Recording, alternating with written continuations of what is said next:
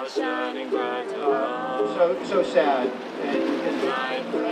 This journey is about taking a group of young people that really want to make a difference in the world by helping build and improve their networks, developing their skills and sharpening their focus so that they can go on and achieve their ambitions for social change.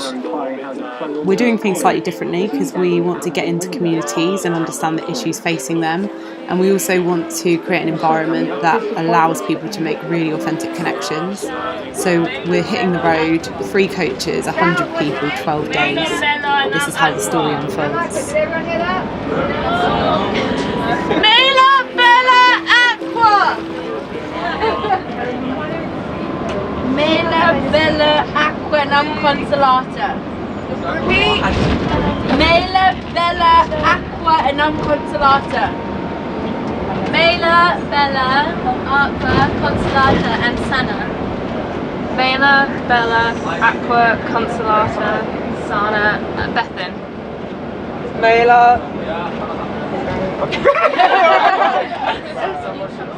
Bella, Aqua, Consolata, Sana, Bethan, Melissa. So I've come on this program to see what opportunities it can bring for me. I want to kind of meet like-minded people my own age, network with them, benefit from the workshops and see where it can take me. Do something that has a bigger impact on society. There's so many problems, and rather than feeling helpless and angry about it, I want to do something about it. It's more about introducing reusable sanitary pads in mainly township schools, rural schools, that are sustainable and affordable. It's going to be how women in particular can better their experiences in and outside of the workplace. Okay, the average student in America would have debts more than $40,000. I think if we're going to look at crime, I think you also have to look at structural institutions that have fabricated or have contributed to things being that way, right? Our main challenge is raising money in order to perform all these things that I've mentioned. So if I could just acquire good skills on how to fundraise and how to sustain a charity, then it will be a great achievement for me. No one to fix the entrepreneurs that fail, so they obviously invest their time, their money, and they try and start something. But when they fail, what are they left with? They've lost their money, and the kind of mental impact that might have on someone, it might be hard for them to get back up. And I think the government doesn't do anything. I joined Drivers for Change program to foster my startup and social enterprise. It's called Durasa.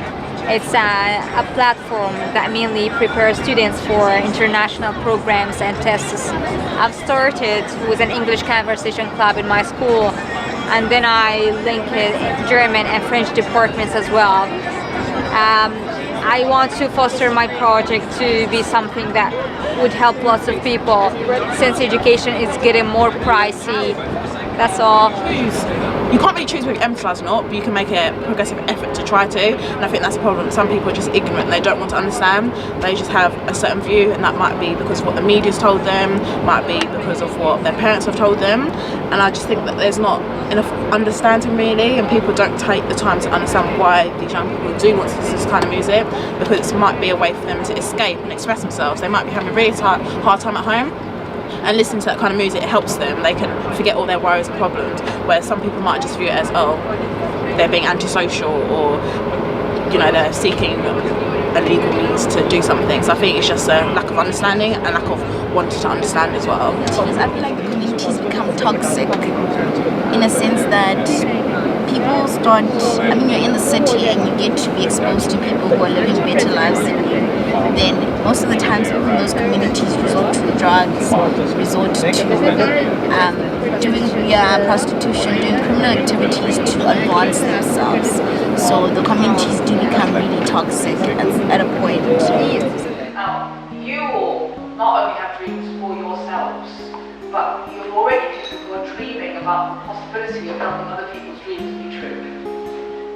And that is a very interesting combination, because it means that you have to invest a huge amount of self-belief in yourself. You have to love yourself.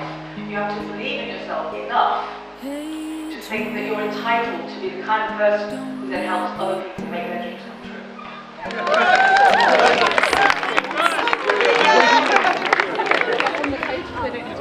My journey has been one of those which I struggled at first because of some of the issues that I faced as a young woman because of racism in society and the lack of opportunity. But for me, it was about turning that negative experience into something for good. And so for me, it was to go on a journey to help change that for my life and for the lives of others. So I've worked in charities and social enterprises for over 40 years with a clear remit to breaking down barriers and giving opportunities to those who are furthest away from the general opportunities given to society at large.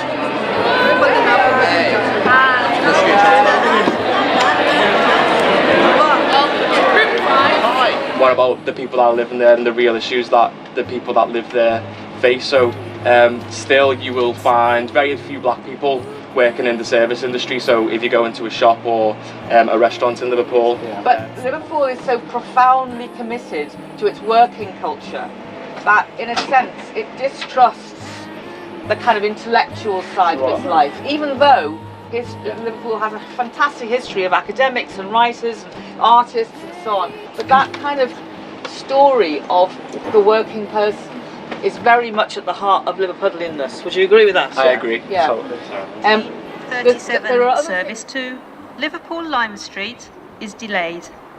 Please listen for further announcements. Northern apologises for the inconvenience caused.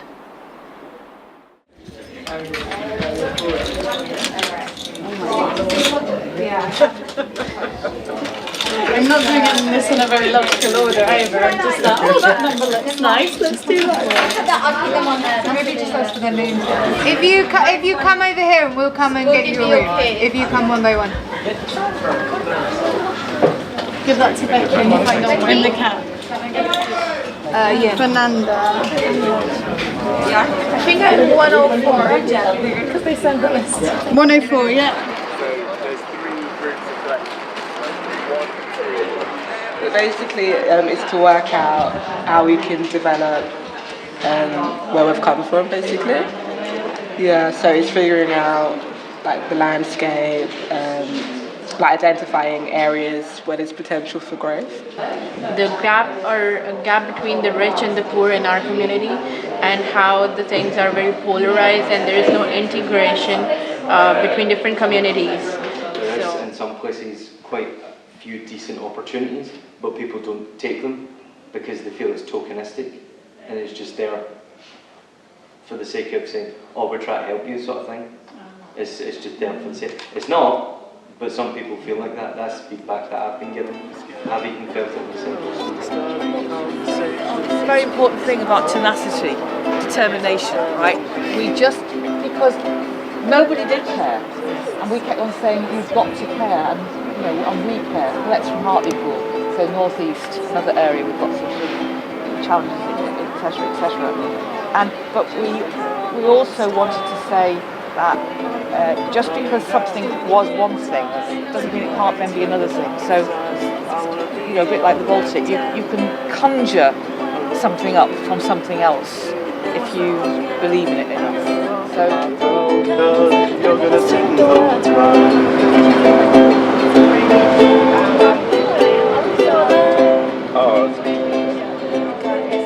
Why it is important, and if you have this, then automatically more people would come towards you.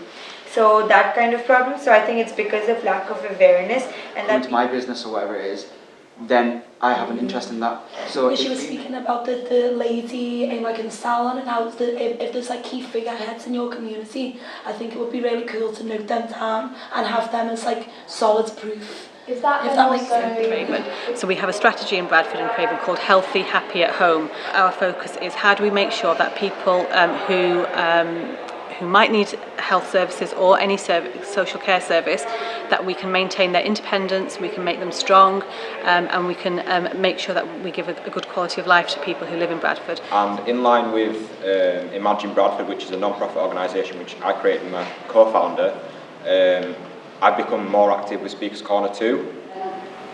And from there, I've done loads of different sort of projects through sort of Sasha, such as like the self-care everywhere, and that was quite interesting because this was something that NHS England wanted to do.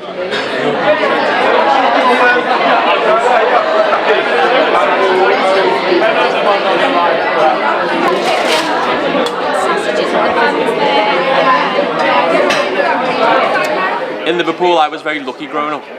I had a good kind of network around me in terms of volunteers and youth workers and teachers in school.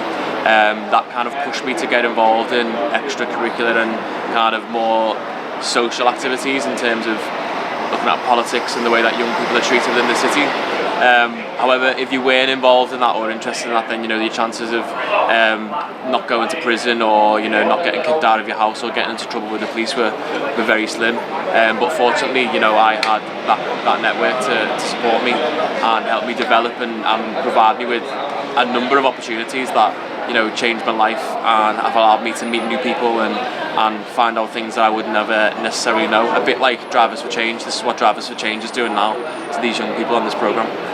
Do you think that, because I feel a lot of the social enterprises are very local in a way, at least what I them are local, because if you start social enterprise, you can't start it on the global scale.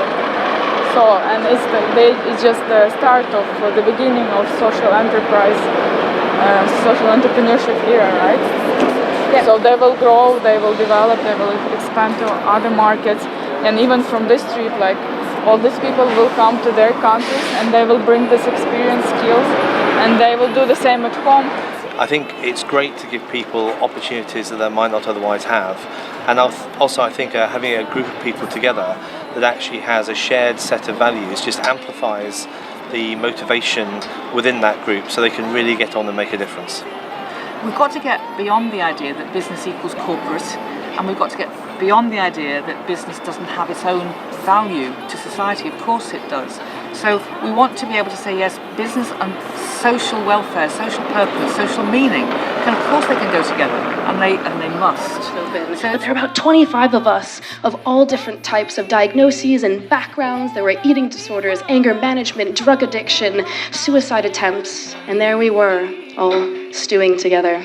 But Scotland being half a Catholic country, half Protestant, it's always been like that. They were having none of this, so there was a big battle through the Part of the problem in the community that I come from and other communities like it is that people don't have those resources. They don't have the access to opportunity that other people have, and it just seemed incredibly unfair to me and unjust.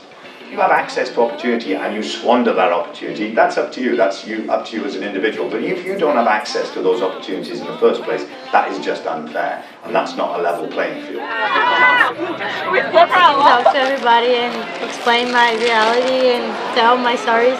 And everybody seems to be really interested because it's really different. So even though you're managing 100 people, I was imagining that it would be a management crisis because it's impossible to manage 100 people, right?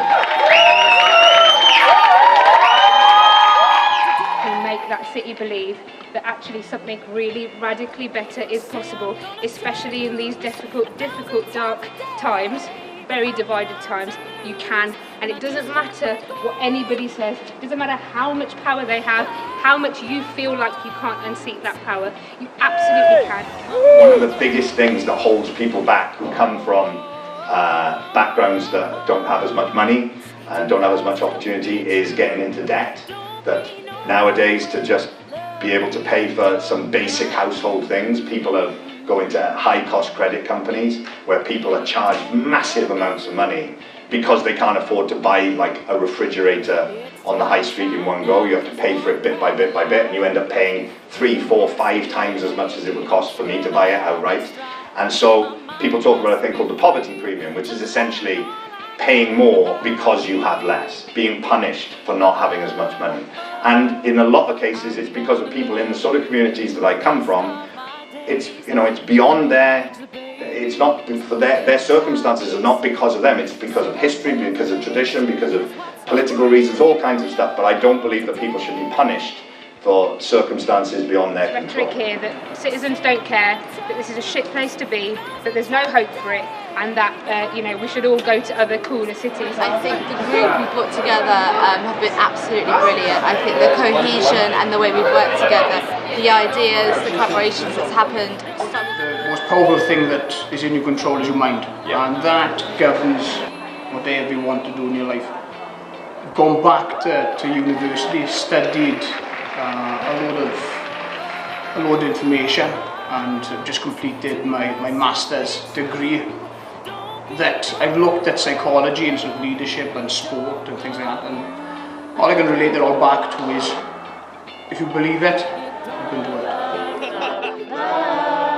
Take it away, KG!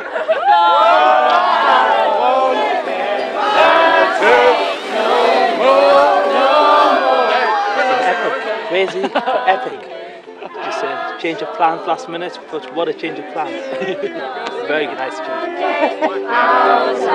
This is our So this journey is the brainchild of Jude and Richard, an artist and a businessman. And that means that we've had such diversity of input around the programme and what we've created. And that's allowed us to make something that's really quite unique. And we've done that through the vehicle being an independent charity. And I think that's really been the right one for the pilot, because it's really given us freedom to innovate and trial new approaches without having to fulfil a pre-existing agenda.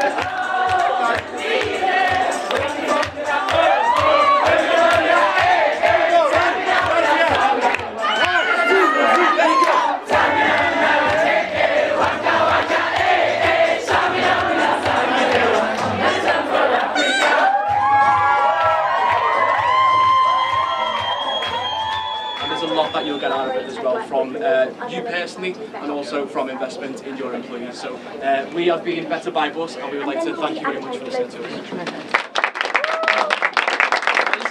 And I learned three things. From a social perspective, if you don't approach people, people will not approach you. From a business perspective, if you do not collaborate with people, you will never grow. And from a personal perspective, you should always listen to understand and not just to reply. Thank you. With social media marketing, we will create different infographics, videos for YouTube.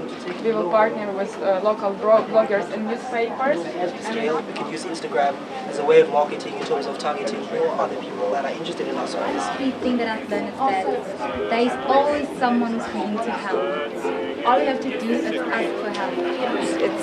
It was an overwhelming experience, something very different, but it's something with it, with the time, with the effort, and it actually contributed to a whole lot of us, transformed the way we think, transformed, how we are going to get back to our communities and actually implement things.